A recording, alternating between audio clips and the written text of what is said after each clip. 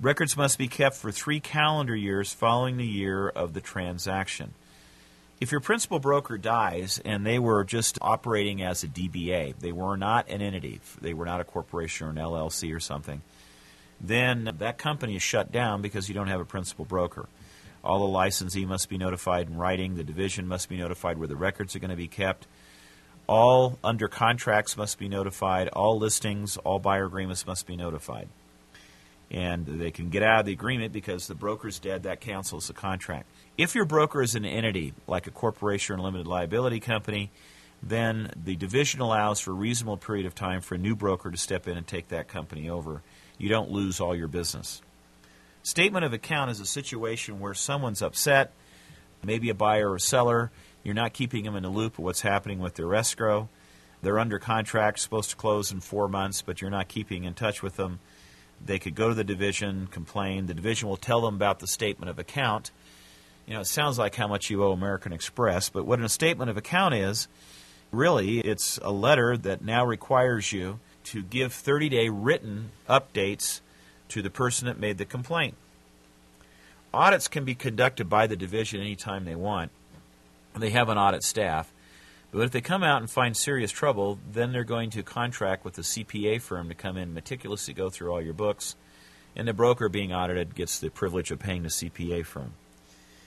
You have to do all your business under a broker's license, and you can't be wandering around on your own as a sales agent. So if you want to wander around alone, come back to real estate school in 3 years and get your broker's license. We have a real estate recovery fund, and the real estate recovery fund has really 2 purposes. The first purpose is to reimburse the public for damages caused by licensees, dishonest licensees, and for education and research. Those are the 2 things it's for. This fund has to have its money kept in a special segregated account. It's administered by the state treasurer, but it is kept in a special segregated account because it is not tax money. It comes from licensees. At the beginning of each fiscal year, there must be a minimum of $100,000 in that account.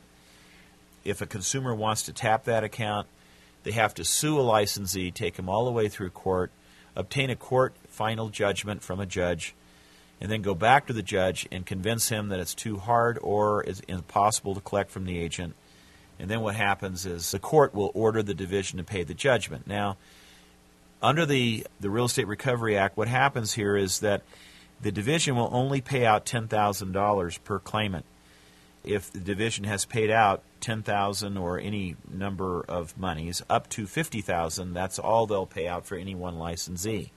So it caps out at $50,000 per licensee, $10,000 per event.